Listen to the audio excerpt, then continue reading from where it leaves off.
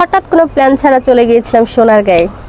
এই হচ্ছে আমি, এটা হচ্ছে মন্দির, শাপলা বিলে একটু ঘোরাঘুরি, বঙ্গবন্ধু শেখ মুজিবুরের সাথে কিছু ফটো, গ্রামের অসম্ভব সুন্দর রাখাল গরু টানে, তাজমহল, প্রেমের তাজমহল, পানাম নামে ঠকে গেছি।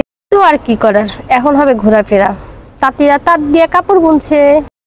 হ্যালো এভরিওয়ান, আসসালামু আলাইকুম, ওয়েলকাম টু আনাদার ব্লগ।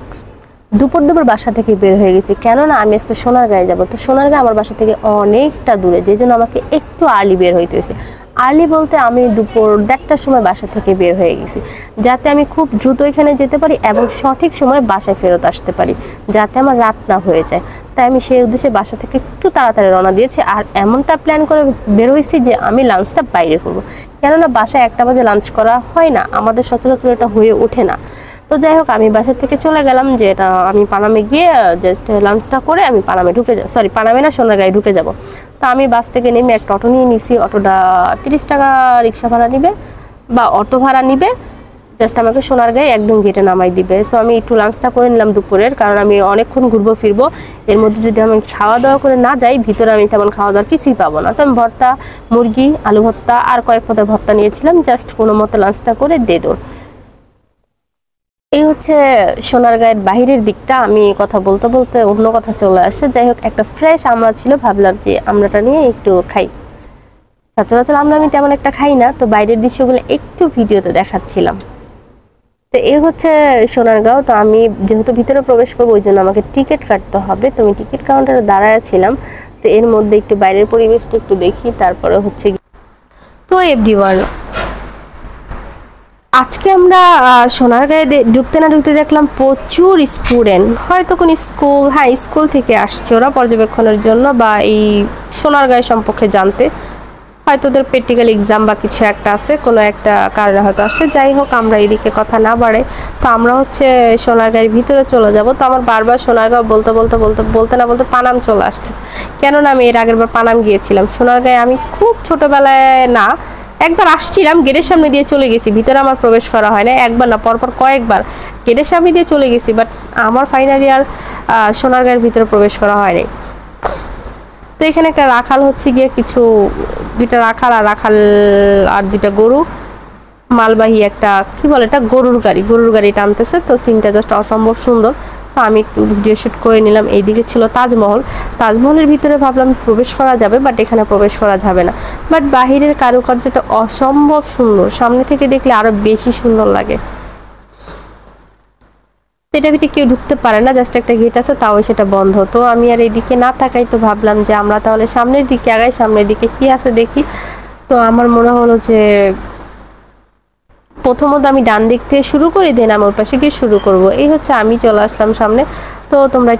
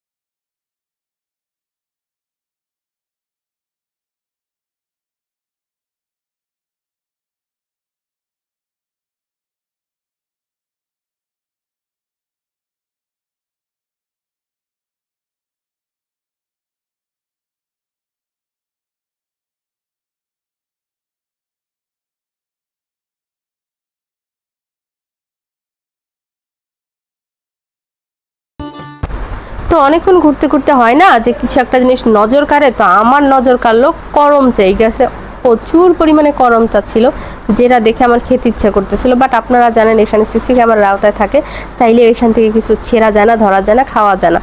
তো আমার কেন জানে লোভ সামলাইতেছিল না, তো আমি বললাম যে একটু চেষ্টা করি। তো আশেপাশে একটু নজর দিয়ে একটা করমচা একটু সামনে ছিল, আর বেশিক্ষণ আমি থাকতে পারবো না কারণ জায়গাটা রিস্ক। তো দ্রুত একটা করমচা নিয়ে আমি দিছি দৌড়, যে কেউ দেখছে কিনা বা টেনশনে ভয়ে ভয়ে কাঁপতেছি। তো একটা করমচা পেয়েছি, সেটা আমি নিয়ে আমি এখন শান্তিতে খাবো আর ঘুরবো। আমার এত ভালো লাগতেছে, এই করমচাটা না খাইলে হয়তো আমার তৃপ্তি আসতো না। পুরা ব্লগটাই পড়তাম পরবর্তীতে, বাট আমার জানি কেমন লাগতো। যাই হোক, এখানে অসম্ভব সুন্দর কিছু জিনিস দেখলাম, যেটা আপনার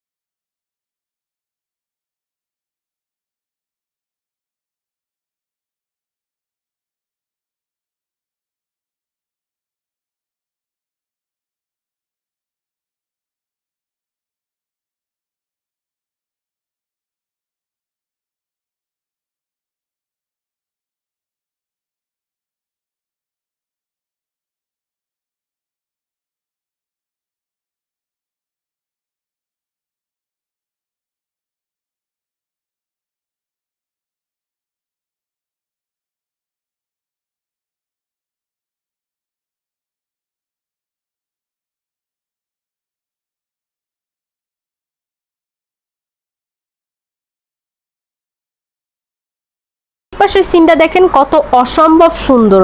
আমরা তো যখন জন্মাইছি বা বড় হয়েছি, আমরা তো এগুলো দেখি নাই বললেই চলে। তো আমি ওইগুলোর কিছু একটা প্রতিচ্ছবি যেগুলো আমার মায়ের কালে ছিল বা বাবার সময় ছিল, সেগুলো দেখতে পাচ্ছি। এটা ভেবে আমার অসম্ভব ভালো লাগছে।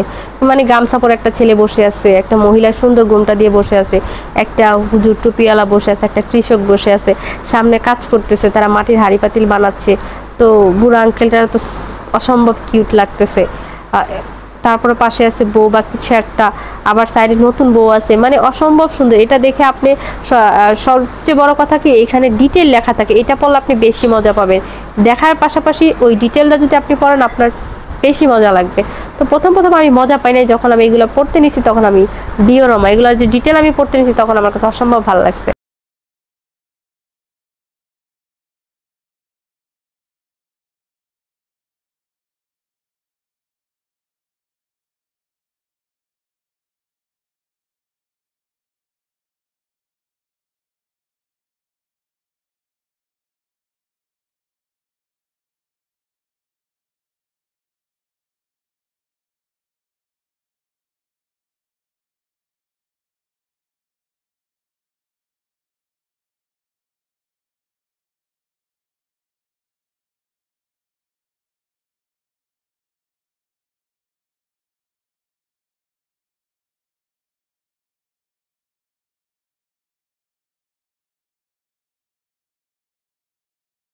এখানে দেখা যাচ্ছে তৎকালীন সময়ের যে দোতলা বাড়ি হয়, সেই দোতলা বাড়িগুলো কেমন হয়, এটা অবশ্য আমরা এখন দেখি না বা জানি না বললেই চলে।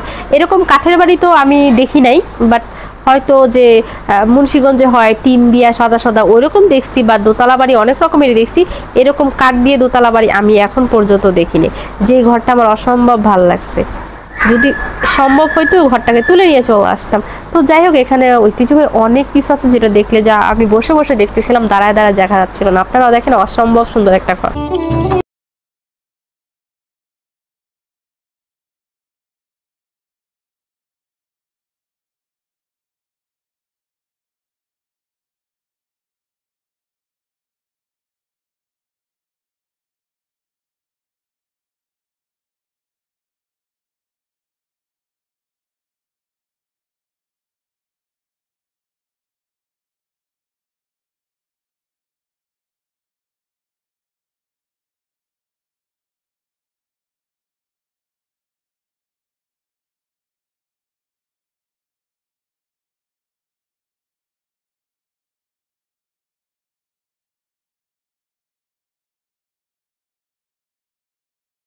একটু হাঁটতে হাঁটতে দেখলাম যে সামনে কিছু খরম বা আর একটা সাপ, বিশাল বড়, সে মানুষ খেয়ে ফেলতেছে বা শুয়ে আছে।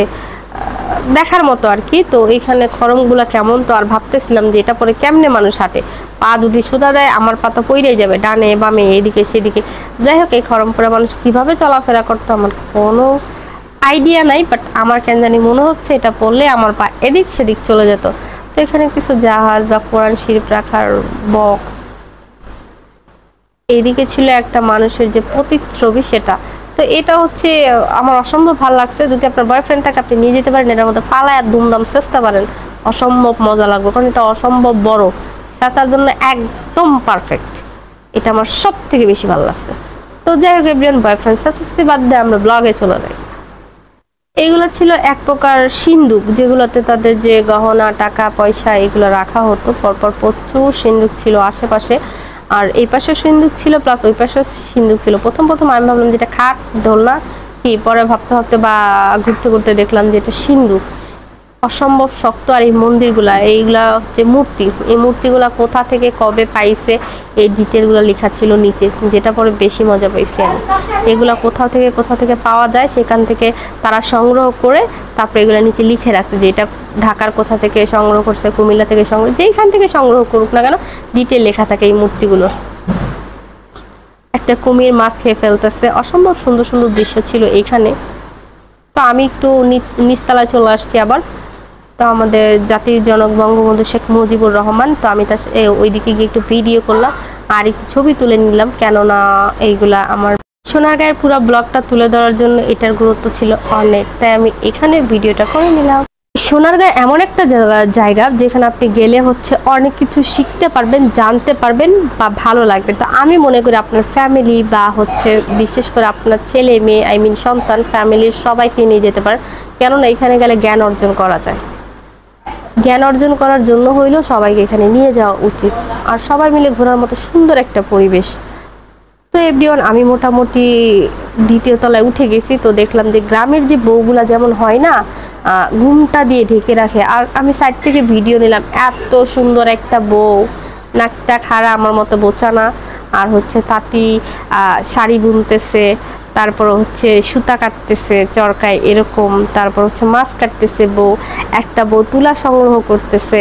মানে ওভারঅল এত এত সুন্দর, জাস্ট না গিয়ে দেখলে মানে বলে বোঝানো যাবে না, অসম্ভব সুন্দর।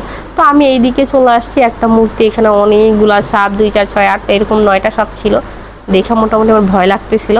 তো যদি এটা আর এটা দেখ হিন্দুদের। আর সোনারগাঁয়ে এসে আমি যেটা সব থেকে দেখলাম, এখানে হিন্দুদের সবকিছু, মুসলমানদের ওরকম কিছু নাই বললেই চলে, সবকিছু হিন্দুদের। তো এভরিওয়ান, আমি এই পাশটায় চলে আসছি। এই পাশটার মধ্যে সংগ্রহণ করা আছে বাচ্চাদের খেলনা বা হচ্ছে গিয়া ওরা যে খেলতো নাটাই থেকে শুরু করে কলা টলা সবজি টবজি কুলা টুলা, মানে বাচ্চাদের খেলনা ছিল। এই পাশটায় ছিল আবার বড়দের যে সবজির যে একটা থাকে না, সবজির বাগান বলেন বা সবজিগুলা কেমন হয় এই টাইপের জিনিসগুলো এইখানে সচরাচর রেখে দিয়েছিল, প্রত্যেকটা ডিটেলও এখানে লিখে দিয়েছিল। এখানে ছোট্ট ছোট্ট জুতা, যেটা আমার অসম্ভব ভালো লাগছে, মানে মনে হচ্ছিল চুরি করে নিয়েছি, বাট এগুলো তো সম্ভব না। তো যাই হোক এভরিওয়ান, ছোটদের খরম ছিল বা ছোটদের কেমন টাইপের জুতা ছিল, তিন ধরনের জুতা ছিল, যেগুলো আমার অনেক অনেক ভালো লাগছে। আবার তাদের এখানে লাঠি, ঘুড়ি উড়ানোর জন্য ছোট ঘুড়ি ছিল, অনেক কিছু ছিল, তাদের জীবন বৃত্তান্ত সবকিছুই এখানে তুলে ধরা হয়েছিল। তো ওই জন্যই বলি এটা শিক্ষণীয় জায়গা, সো যাওয়াই যায়। তো এই পাশটায় চলে আসছি, এই পাশটাও সেম ছোট ছোট ঘর।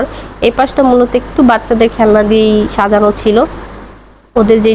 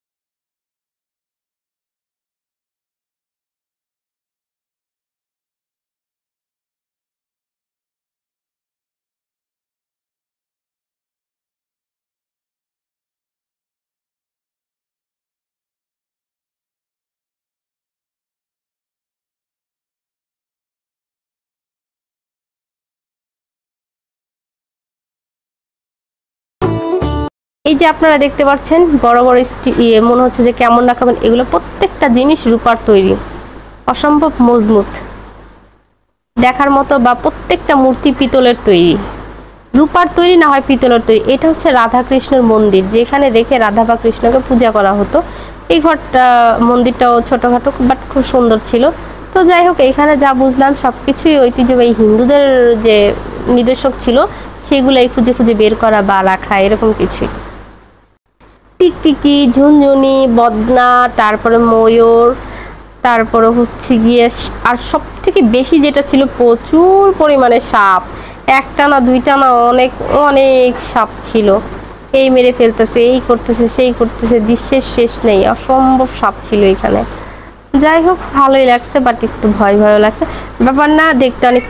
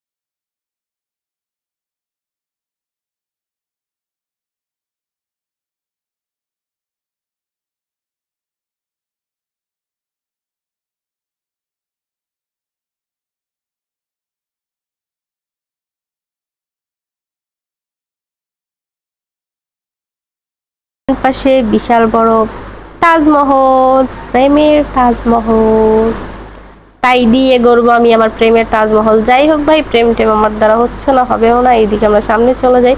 এগুলো হচ্ছে নকশিকাতার দৃশ্য, যেগুলো হচ্ছে সিঁড়ির দিয়ে যখন উঠে তখন এগুলা সাইডে দিয়ে রাখছে। তো এখানে অনেকে ভিডিও করে, বিশেষ করে ফটোশ্যুটটা একটু বেশি হয় এই জায়গাটা, ব্যাকগ্রাউন্ডটা জোস, এই জন্য।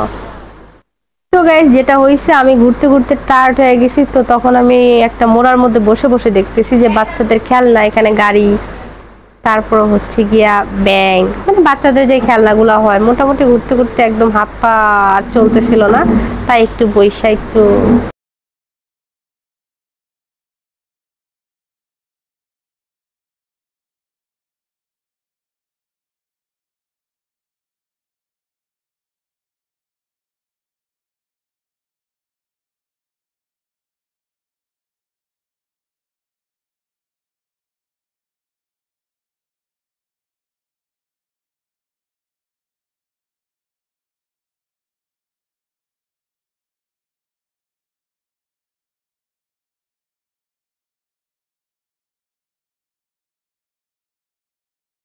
অডিটোরিয়ামের ভিতর থেকে আমরা অলরেডি বের হয়ে গেছি। বের হয়ে দেখলাম যে একটা ছোট্ট একটা জঙ্গলের মধ্যে 3টা বা 2টা বাঘ আছে। বাঘগুলো অসম্ভব সুন্দর, একটু ঝুম করে তোমাদেরকে দেখাই দিলাম। তো এভরিওয়ান, আমি একটু বাম দিকে লাইব্রেরি ছিল, এখানে হচ্ছে পুতুল নাচ দেখানো হয়। জাস্ট আমি ওইদিকে না যাই, আমি একটু লাইব্রেরিতে ঢুকতেছিলাম। তো লাইব্রেরিতে ঢুকে একটু এই সেই বইগুলা দেখতেছিলাম বা ভিডিও নিব এমন একটা অবস্থা, ভিডিও করতেছিলাম। ভিতরেও গেলাম, সব কিছুই দেখলাম। বাট কি কিছুক্ষণ পর ওয়ার্নিং আসলো লাইব্রেরিতে ভিডিও অ্যালাউ না। তো যাই হোক গাইস, আমি তারা বলার আগে আগে কিছুটা ভিডিও হয়তো নিয়ে নিয়েছিলাম। লাইব্রেরিটা অসম্ভব সুন্দর আর গোছানো, এন্ট্রি করে বই নিয়ে পড়ে আবার এটা ফেরত দেওয়া যায়। তো লাইব্রেরিতে ঘোরাঘুরি করে বের হয়ে গেলাম। বের হয়ে দেখলাম যে বাম পাশে প্রচুর পরিমাণে শাপলা ফুল ফুটছে। তো ভাবলাম যে শাপলা ফুলের কাছে একটু যাই, শাপলা ফুলের কি অবস্থা দেখি। আর কিছু রেড কালারের নৌকা ছিল যেগুলো ডুবাই রাখছে, হয়তো বা এখানে চলাফেরা করা যাইতো কিনা আমি জানি না, বা কোনো সিস্টেম ছিল কিনা সেটাও আমি জানি না। বাট যখন আমি গেছি তখন দেখলাম যে সবগুলো ডুবাই রাখা হয়েছে। তো আমি ভাবলাম যে একটা সিঁড়ি বা ঘাটলা আছে যে এটাতে যাওয়া যায় কিনা, বা একটা শাপলা ছিঁড়া যায় কিনা। বাট রাস্তাটা পুরাই উঁচা নিচা, আমার একটু ভয় লাগতেছিল। তারপরে সাহস নিয়ে ভাবলাম যে যাই, যেহেতু আমি একটু হালকা হিল করছিলাম, একটু ভয় ভয় লাগতেছিল। রাস্তাটা তার মধ্যে উঁচা নিচা, আর ওই যে কি বলে এটাকে, সিঁড়ি বা ঘাট বলে, এটা কি দোলতাছে বা ভাঙা এরকম কিছু। তো আমার ভয় লাগতেছিল। তারপর আমি আস্তে আস্তে একটু আগাইলাম যে দেখি কেমন কি অবস্থা, একটা শাপলা আমি নিতে পারি কিনা। তো আস্তে আস্তে গেলাম, একটু ঝাঁকিটা কি দিয়ে দেখলাম যে এটা কি ভাঙা। পরে দেখলাম যে না, ভাঙা না, একটু ভরসা করা যায়। তারপরেও ভরসা পাচ্ছিলাম না, আর একটু সামনে আগায় গেলাম। সামনে যাওয়ার পরে যেটা দেখলাম যে শাপলা আমার থেকে অনেক দূরে। আশেপাশে যা ছিল তা আমার মতো ভাদাইম্মা ফাজিল মাইয়া পোলাগুলো আইসা সিরা নিয়ে গেছে। তো আশেপাশে আর নাই, তো আবার আর দেখালো না। তো তারপর আমি ভয় পাচ্ছিলাম, কারণ কাঠগুলো একটু নড়তেছিল। তো আমার দেখলে বুঝবেন আমি যে ভয় পাইছি, এরকম আমি ঘুরতে ঘুরতে দুম করে পড়ে যেতে নিয়েছিলাম। তো যাই হোক, ব্যাপার না। আর শাপলাগুলো এত সুন্দর, এটা দেখে মনে হচ্ছিল যে কেন আমি শাপলা বিলে গেলাম না। অনেক দিনে শাপলা বিলে যাওয়ার আমার কথা, বাট কোনো কারণে আমার যাওয়া হয়ে ওঠে নাই।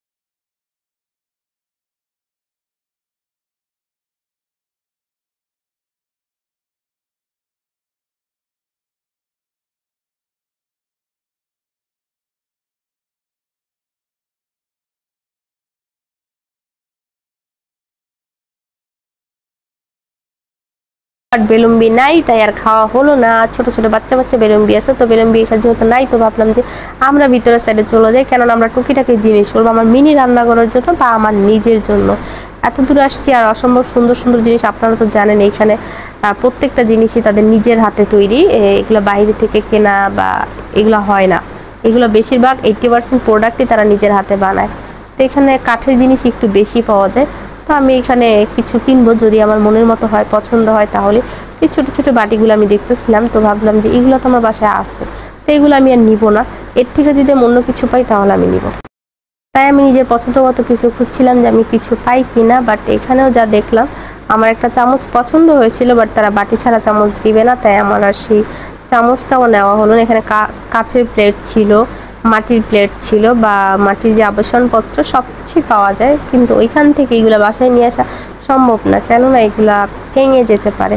তাই আমরা আর এগুলো আনার চেষ্টাও করিনি বা আনিও নেই।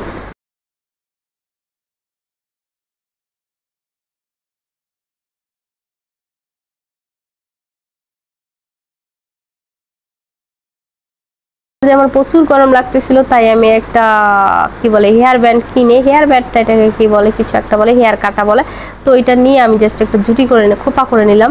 খোপা করলে অন্তত আমার একটু গরমটা কমবে। তো আমি একটা শাপলা কাটা নিয়েছি, এটা হচ্ছে শাপলা। এখন আমার লুকটা চেঞ্জ হয়ে গেছে। আমি বাসা থেকে যতই রেডি হয়ে বের হই না কেন, বাইরে যাওয়ার পর আমার অবস্থা যা হয়, তো আমার কাছে এই রিংগুলো খুব ভালো লাগছে, হ্যান্ড রিংগুলো, তো এইগুলো নিব।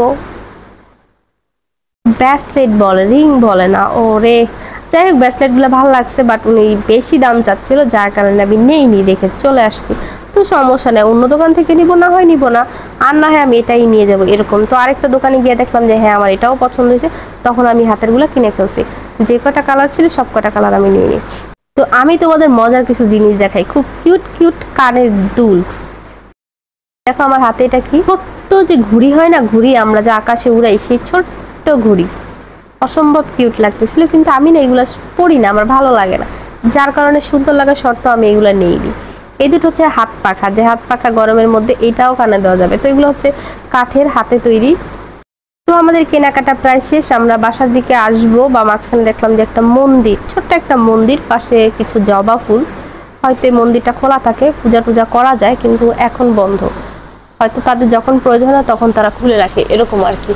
তো আমি মাঠটা পুরো আপনাদের দেখাই নিলাম। এই পাশটা শুধু দোকানগুলো হয়, যদিও মঙ্গলবার থাকাতে একটু একটু বলতে কি অনেকগুলো দোকানে অফ ছিল, কেননা এখন মানুষজন খুব কম, যার কারণে এই অবস্থা। এই চিকাটা দেখে আমার খুব ভালো লাগছে, তাই আমি ভাবলাম আমি এই চিকাটা নিয়ে নিব। তো আমি এই চিকাটা কিনে ফেলছি আমার মিনি রান্নাঘরের জন্য। তাই নাটাই না, এটা কি বল, লাটিম। তো লাটিম অনেক দিন পরে দেখলাম, ছোটবেলায় আমার ভাইকে আমি খেলতে দেখছি, যদিও আমি পারি না। আর ছোট ছোট কিছু চামচ, যেটা আমি কিছুটা না, এটা আমি নিচ্ছি জাস্ট, ওইগুলো আমার লাগবে না, কারণ ওইগুলো আমার আছে। আর একটা কুলার সেট নিয়ে নিছি, কারণ আমার রান্নাঘরের মিনি রান্নাঘরের যে কুলারটা, সেটা আমার কাছে ভালো লাগে না। আর এখানে মাছ ধরা ঝুড়ি টুড়ি আছে, তো তাই সবকিছু আমি নিয়ে নিয়েছি। পুতুল টুতুল ছিল, এগুলো আমার ভালো লাগে না, যার কারণে আমি নেই নাই। তো গাইস, আমাদের মোটামুটি কেনা খাওয়াটা শেষ। তারপর দেখলাম যে একটা অসম্ভব সুন্দর একটা চামচ আছে, তো ভাবলাম যে চামচটাও আমি নিয়ে নিই আমার মিনি রান্নাঘরের জন্য। এখানে নৌকা টোকা ছিল, বাট নৌকা টোকা আমার প্রয়োজন ছিল না, যার কারণে আমি নেই নাই। তো সামনে দেখলাম যে বেতের অনেক কিছুই বানাচ্ছে, বাট লোকটা ছিল না, যার কারণে কিছু কিনতে চাইলো, আমি আর কিনতে পারি নাই, কারণ আমাকে বাসায় ব্যাক করতে হবে। বাসায় ব্যাক করার জন্য, তার জন্য এতক্ষণ ওয়েট করা যাবে না। তো এখানে একটা ঢোল পাইলাম, ভাবলাম ঢোলটা একটু বাজায় নেই, দোকানদার যেহেতু নাই, আর আমি তো এমনিতেই নিতেন, তো যাওরা কিছু করার নাই। তো এইখানে দেখলাম যে তাঁতিরা কাপড় বুনতেছে, তো ওই কাপড়গুলো একটু দেখলাম, জামদানি বানাইতেছে। তো ওনাদের সাথে আগে একটু ভিডিও নিলাম, দেন ভাবলাম যে ওনাদের সাথে আমি একটু কথা বলবো। তো কথা বলার জন্য ভাবলাম যে আগে যদি আমি না দেখি, না জানি, না বুঝি, তাহলে আমি কিভাবে কথা বলবো। ওই জন্য যে পাশে দোকানগুলো ছিল, জামদানি থ্রি পিস থেকে শুরু করে জামদানি শাড়ি, অনেক কিছুই ছিল সেখানে, যেগুলো আমি কিনি নাই, বাট আমি দেখা চলে আসছি। কারণ কেন, তেমন একটা শাড়ি টাড়ি পরা হয় না, তেমন একটা ঘোরাফেরা হয় না, তাই এইদিকে আমি আর ফোকাস দিইনি। তো সামনে ভাবলাম চলে যাই, আমি একটু আমার তাঁতি ভাইয়াদের সাথে একটু কথা বলবো। তো গাইস, ভিডিওটা প্রায় শেষ পর্যায়ে। তোমরা যদি আমার ভিডিওটা ভালো লাগে, অবশ্যই লাইক, কমেন্ট, শেয়ার করো। হ্যাঁ, পার্ট একটু বাকি আছে, তাঁতিদের সাথে কথা বলবো না, সেই কথাটা শেষ করি। এই যে হচ্ছে তাঁতিরা, তো এখানে তারা শাড়ি বুনতেছে না, তাই আমার এখান থেকে আর জানা হলো না। তো পরের দোকানে গেলাম, সেটাও দেখলাম বন্ধ, তারপরও আমার জানা হলো না। তো আমি আর শাড়ি টাড়ির কথা কিভাবে জানবো, সামনেরটায় গিয়ে দেখি হ্যাঁ কাজ করতেছে দুইটা ভাইয়া। তারপরে জিজ্ঞেস করলাম যে একটা জামদানি তৈরি করতে আপনাদের কত দিন লাগে বা কত টাকা লাগে। তখন তারা বলল যে আমাদের 7 দিনের মতো লাগে, বাট একটা শাড়ি আমরা বিক্রি করি 7 থেকে 10,000 টাকা। সো 7 দিনে 7 থেকে 10,000 টাকা, এর মধ্যে তাদের মাল ম্যাটেরিয়াল তো আছেই, তাদের পরিশ্রম তো আছে। সো ওভারঅল দেখলে না তেমন একটা লাভ নাই, আবার একেবারে যে কম তাও না, জামদানির কদর তো বুঝেনি। সো ভাইয়াদের সাথে কথা বললাম, খুব ভালো লাগলো তাদের ব্যবহার, তাদের কথাবার্তা। বিশেষ করে এই পাশ থেকে সুতা দেয়, ওই পাশ থেকে সে ধাক্কা দিয়ে দেয়, আবার এই পাশ থেকে সে ধাক্কা দিয়ে দেয়, এইভাবে মূলত একটা শাড়ি বোনা হয়। তো তো এই জন্যই জামদানি শাড়িগুলো না সচরাচর একটু দাম বেশি হয়। তো গাইস আমার ভিডিও তো মোটামুটি শেষ পর্যায়ে, তো ভাবলাম যে আমি একটু বসে একটু হালকা কিছু খেয়ে নিই। ওইখানে একটা আচার আর ঝালমুড়ি দোকান ছাড়া তেমন কিছু ছিল না। তো এভরিওয়ান আমি বাসায় চলে যাবো, ভাবলাম একটা ঠান্ডা খেতে খেতে বাসায় চলে যাই। সো এভরিওয়ান সকালে ভালো থাকো, আল্লাহ হাফেজ এন্ড আসসালামু আলাইকুম।